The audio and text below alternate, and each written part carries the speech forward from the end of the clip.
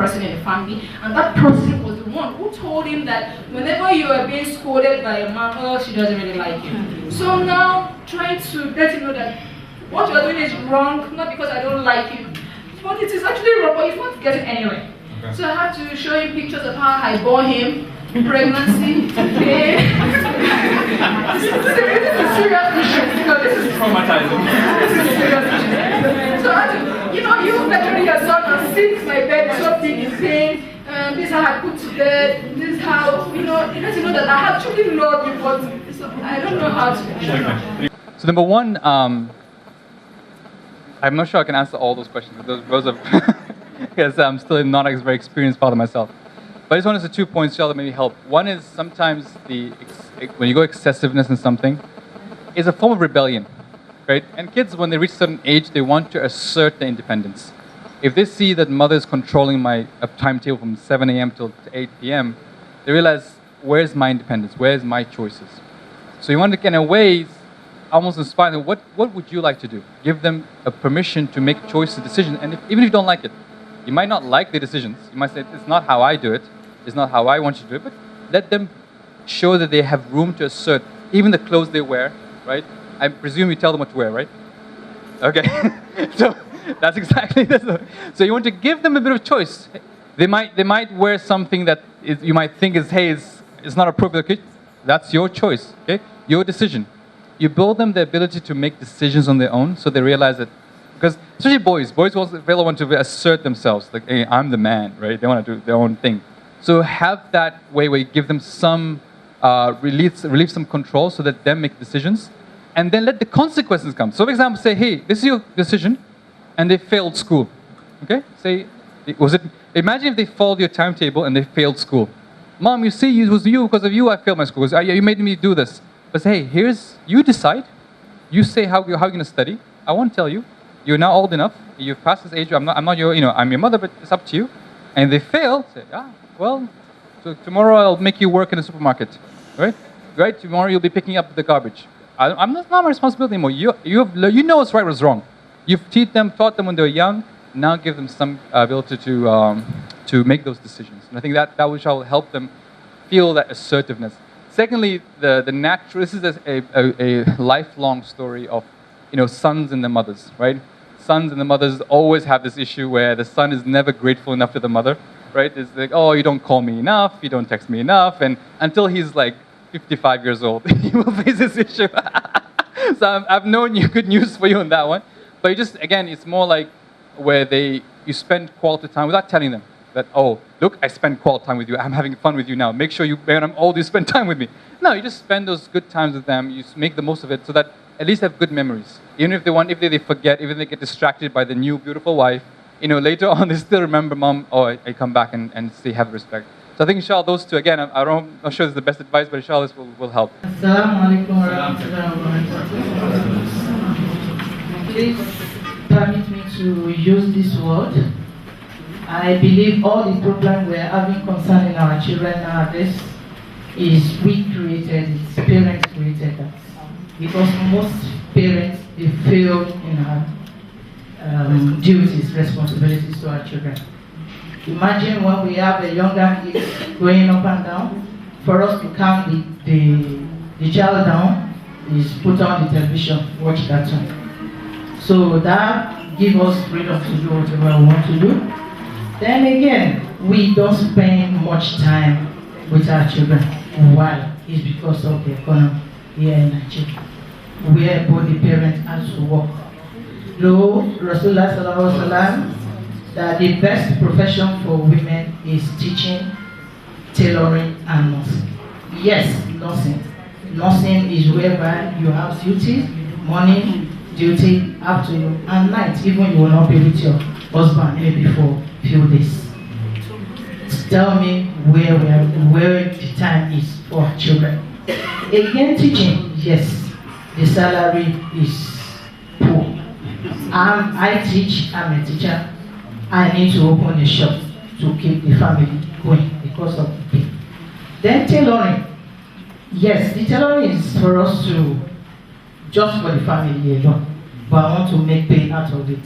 So I have to consult people. I'm sorry. this business I do for myself. So by the time I cut now, the next day I started sewing. But before I finish that, I'm looking for customers. Okay, so where is the time? Okay. Then another thing is we overprotect our children. We don't allow them to grow on their own. I'm guilty of that too. I can't allow my child to leave even within the flat to go outside to play, because I know that by the time they come back, they must have injured themselves, and which will cause another problem for me.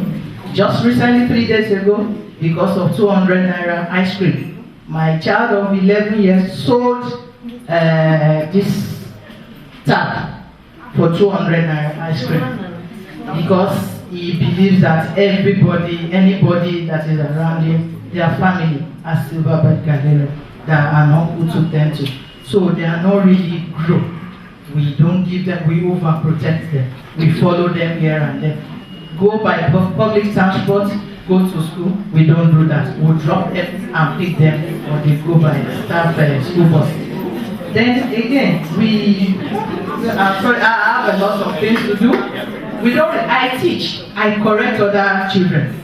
But as I'm still looking for people to correct my child for me. That is another thing. So a few points here. One is about outsourcing our parenting, right? Like I said, we outsource parenting to TV, we outsource parenting to the kids, to the school. I gave you one practical advice, was to have the one-to-one session with each child. That's one practical advice you can do. Regardless of how busy you are, you'll find even 1 hour to spend with each child one-to-one and just have the conversation. That's the first advice. The second advice, there should be a time in the day which is sacred, that everyone is on the dinner table together. There's been studies that show that the number of dinner times parents and children, parent, child, and all kids sit on the dinner, no TV, no internet, phones away, and just have a talk. How was your day? How was your day? What did you do? How was your day? Have that special time. So those are 2 times that I recommend. Number 1, one-to-one. Number 2, have a set time every day that the whole family sits together as much as possible. Of course, you might be busy and stuff, but make it like important. Very, very important. This is the second time. The third, of course, weekends. Say, again, plan your weekends. If your weekend is spent sleeping, right, or you're not spending time, weekend with a productive way to spend time together, that time will be wasted as well. So think about how to plan your weekends to spend quality time. So time is there if we make it a priority. Someone says to me, Mohammed, I'm too busy. I'm like, no, you're not too busy. You just did not make that a priority. Because we are not busy doing things we want to do. But if we're busy, seriously, think about it, even no matter how hard the situation is, how we manage, inshallah, the 2-day workshop, which we'll do over the next 2 days, will help you manage your time and think ways to manage your time. But the key point here is really think about, how am I supposed to build my time? How to build in my life the time to dedicate to your child, whether it's one-to-one and dinner time and some time weekend. Even these are 3 basic minimum time, because spend quality time with the children, where you're not just, again, like the sister said, reacting and just giving or correcting, but having a conversation, discussing, and seeing where things go. The second point about overprotectiveness. This is actually a worldwide pandemic, right? There was a time when the whole village used to raise the children, right? Because why? Because now you know exactly who's in the village. Everyone knew you knew all the neighbors, you knew all the people, friends, and everyone knew who your child was. So, but now we live in urban cities where it's scary, where there are issues, where there have been cases. Also, there's over-sensationalization, that's a word, of the media, okay? Where now, every time the media, someone got hurt, someone did this, some child got molested, So we see this like, okay, we get moving more protective, right? So we need to think about what is that impact? Because if, imagine, maybe I'm sure all of you, when you were young, you could go to school public transport, come back normally. My parents talk about it, but now it's like, we become more and more protective and less trusting of other people. And it is having impact on our children. But we need to start thinking, but where can they safely grow and safely make mistakes? Schools, madrasas, places where they can safe. And unfortunately, now even the media is trying to attack even the madrasas and schools. This teacher did this and that teacher. So it's building that trust. So you need to yourself vet. Say, okay, these people, inshallah, are reasonable. Teach them what's right, what's wrong, and say that if this happens, you do this. If this happens, you do that. And let them make mistakes. they'll learn from the mistake. Maybe someday they got hurt a bit. There's, there's a checklist called the GRIT checklist. And it's a checklist done by two professors from the UCLA in California, where they said, these are things parents should let their children do so that they can grow. For example, when your child is young and starts to walk, when he falls down, what do? Don't pick him up, right? You let him get up on his, he'll cry, and then he'll get up and he'll try again and fall again. But you win, he hurts you like, but then let him get up again. Same thing in life. They'll do something and they'll fall, they make a mistake, they'll fail. Oh, so what did you learn from that? Mistakes not the issue, it's what if they learn from that mistake. And that learning is not like you are bad, you are stupid, you didn't do this. It's more like, okay, what happened that led for you to fail? For example, I'll give you a personal story. There's one point I was doing well in school. Then one year I did really bad, like really, really bad. And alhamdulillah, my dad went ballistic. But my parents were like, in the end, just like, what happened? What's wrong? What happened? Then we kind of spoke together and realized actually I was spending more time with friends who were like not studying and stuff. And they're like, okay, what will you do differently? So I said, okay, I'll sit in the different part of the classroom. So next day I went and I sat in the part of the classroom. My friends like, oh, why are you doing this? Like, oh, my parents told me this. And my grades went up again. So then I realized, again, I learned from my mistake. It was a consequence. The way my parents told me, okay, what happened? And then they gave me, what will you do differently? Because sometimes, okay, what happened? Oh, my friends. Okay, tell you not to go with your friends. But no, what will you do differently? Where will you hang out? Who will you be? And then seeing results. Okay, my grades went up again. So now I learned from my mistake. So I knew that people around me influence how I live my life. So these sort of things you kind of build as you go along. And inshallah, I wish I had like a checklist because it's a really interesting checklist about things you need to let your kids go through. Like, for example, it's funny now, in the US, once there was two children, pre-kindergarten, 3 years old or 4 years old. And one child came and took a plastic hammer, hit the kid, right? The other kid will start crying. So then the next day, the parents come. Oh, you have bullying in your classroom. What bullying? What happened? Because, one child hit the other child. This is normal. Kids are, they hurt each other, then they say sorry, then they grow, and then they learn. That's normal. If you even protect your child, even in that environment, when will they learn that I need to, grow up and say, so I go to the complaint and make a statement? So these are some small things that, really we need to start building. I know it's easier said than done, and I'm sure we have a lot to go through. Assalamu alaikum. Please, I want to know, can we actually raise children without spanking? And if we must spank, at what point do we spank our children? When we talk about the patience, especially, because she was talking about raising your kids and letting them do other things. I'm also a teacher, and I've been researching about the Montessori system. And I realized that the Montessori, basically, the children do whatever. And I was talking to my friends about it, and I said, we don't even have the patience to do Montessori. With your kids, you just want to put on their shoes, you want them to get dressed, you just want to be out of the house. You can't. So when you actually go through that list for yourself, you're patient, you're letting your child put on his shoes, tie his shoes, spend the whole day doing that instead of just snatching it off their hand and doing it and just moving on. I mean, even in the way you raise your child, you're teaching them that patience that you want them to learn. So I think it also goes back to us. The way you raise your child, you have to basically step back and let them do something. It's much easier. It saves a lot of time to just do it and move out the door. And then also, I know that, for instance, with music, it's a lot of things are convenient. With the technology, a lot of things, you put your child in front of the TV, you can go to the kitchen and do other things. For you to actually be able to do these things, you have to put in time.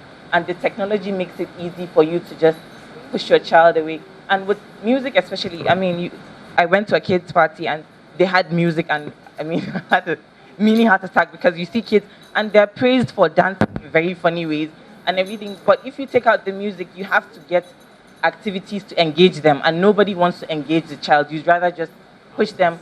Even with parents in schools, we complain all the time that, yes, my child is going wrong. You call parents into school and they tell you, how come you're not doing this? Your child cannot be in school 24/7. You have to take responsibility for your child. So I think that you're trying to raise your child, but you also have to think about being responsible for the child. To do those things, you have to be part of your child's growing. You also have to, I think that's why I think these are really important, because not just for the children, but for you as well. The things that you're trying to teach your children, have you taught it? Have you internalized it, does it also make sense to you? Because if it doesn't make sense to you, you can't teach something that you don't have. You can't give something that you don't understand yourself. So, Okay. All right. So back to the few points. Yep. The spanking. First one is about the spanking children. Again, we have the guidance from Prophet Muhammad sallallahu alaihi wasallam, right? There's few things. Now, of course, we need to make sure we care how we interpret the hadith. First was that teach your children how to pray when they're 7, and beat them for it when they're 10. Okay. I'll come back to this hadith. Secondly, he said never hit the face. That was one of his la talqul al-wujuh. Do not hit the face, because that's where the dignity of the human being is. So you never hit the face. So that's the second thing. Thirdly, it's like if you notice that one guy said the first 7 years of your child's life, you teach them how to, you show them love. The next 7 years, you teach them the lessons, and they become almost like you kind of give all the lessons. And the last 7 years, because after they become independent, the last 7 years, you become their friends. So when it comes to hitting, sometimes when we hit with anger. This is the confused thing. We confuse anger and hitting. We take out the stress of work, we take out the stress of being upset, and we really just it's like a punching match, right? Because let's say had a bad day at work, come back home, and you just take it out on the child when they fail in the school. Secondly, be careful what you hit for. Why are you hitting? For example, if you're hitting them, if you don't hit them for missing salah, but you hit them for failing at school, they realize what's priority. I don't need to study. Sorry, I don't need to pray. I need to study. So make sure you're very careful. Thirdly, the hitting should not be to a point of injury, of course, and to break someone's leg, but also to make them realize that you are upset. You are upset. I'm hitting you because you're upset, and not in a way to create physical income harm, but actually to make that I am upset with you, and I'm willing to express my upset by hitting you. And then even if it doesn't hurt them, that's not the point. For them, just seeing their mother or father being upset, and especially again back to the fathers, because mothers sometimes they get emotional, they come and get hit. But when the father hits, oh boy, things are really bad, right? So they realize, okay, so that's why, especially the father, be very careful when to hit. I remember my dad hit me twice in my life, okay? But both lessons are embedded in my mind, because they just saw. I won't tell you why. So both lessons are very embedded in my life because I know that these were important moments. But my mom, my mom hits all the time, right? So you need to still think about, use that hitting, almost strategically. Okay, what will I hit him for? What will I not hit him for? So I think hopefully that answers the question there. The patience to learn from mistakes and to let them tie their shoes, right? That's a good example. It might take time the first time, and the second time, and the third time, and the 55th time, right? But eventually, they'll learn, right? So you got to be patient those first few times when it's very, very you just feel like losing it. And you say, okay, what? First time that you do mistake, second time, third time, they will get better. And you just want to say, you need to, sometimes there's a checklist where you got to okay, breathe, say subhanallah, alhamdulillah, la ilaha illallah, Allahu akbar, make go pray, come back, finish, and so hopefully they will over time they'll okay, then they'll get the hand. But if you just intervene every single time, quickly intervene, they won't learn, right? For example, me, when all my life, my mom prepared sandwiches for me to go to school. When I went to abroad and started studying on my own, I was like, I don't know how to cook, right? So I was and I remember one day I wanted to cook chicken, so I put some chicken up and I just put in a frying pan, no sauce, no pepper, no salt, no onion, nothing, right? And then this tastes bad. Why does it taste bad? My parents what did you do? So then it's just some basic skills we don't allow the kids. Maybe at a certain age, you start thinking, maybe by 10, they should make their own lunch box, for example. They choose, again, back to the idea, they choose what to put in the lunch box. So there's the ways to build those, even they might mess it up, it might be so messy in the morning when you see the kitchen, but at least you let them build that resilience. Finally, a good point is just about, she mentioned something else when she said, I didn't know how to do this earlier, saying sorry. As parents, sometimes it's hard. Saying sorry to your child is very hard. But we need to learn to say sorry. I'm sorry, I made a mistake. So they realize, oh, you're human too, right? And they realize, okay, we can now have a discussion about it. So if they think that if you don't admit that you made a mistake, you don't admit that you're sorry, then they rebel. It's no, I saw you do this. You are unjust. You're lying. This is what you said to me, but I know you did this. You say, yes, I'm sorry. I lied. I'm sorry. I made a mistake there. And make sure you quickly, after making mistakes, so don't make it obvious, because they remember 5 months later, Mom, remember that day you said this? They'll remember you. They remember. They don't forget. So saying sorry as quickly as something, you know what, I'm sorry, I shouldn't have lost my temper. There's one, friend of mine, when he used to drive, someone used to cut him off in driving. The guy started, you always say, Allah yahdik, may Allah guide you, right? So one day he got angry, he said something bad. His son reminded, Dad, didn't you say we should say Allah yahdik, right? So it's like, oh yes, Allah yahdik. So remembering this, saying those mistakes. So I think, and finally, this action point is very important. I think from this whole conversation, this is very interesting. I mean, I wish I could spend more time with this. This idea of a parenting group, a networking group, could be meeting once a month, discussing the challenges, maybe reading a book on parenting and discussing the lessons, how it applies to our life. It is important to have a discussion. Don't think that you're suffering on your own. Like we heard, most of you said yes, yes. Whenever someone said yep, I remember this. You all feel the same issues. It's very, very, and again, this is Muslim and non-Muslim, across the board, people are facing this issue. So what you need to do is think about what can we do to raise our children as productive youth, who inshallah ta'ala would lead in the end, follow the advices of Uthman alayhi salam, and lead us, inshallah, make dua for us after we die. I think we want to close there, inshallah, and I leave the floor to you to share, inshallah. Jazakumullah khairan for a beautiful way you have captured the lessons we just burst through in the Quran. And you really brought it home to us, and we have seen that, or I personally have seen that, or confirming once again that there's really nothing in our life that the solution is not there in the Quran. Now it goes back to us. How is our relationship with the Quran?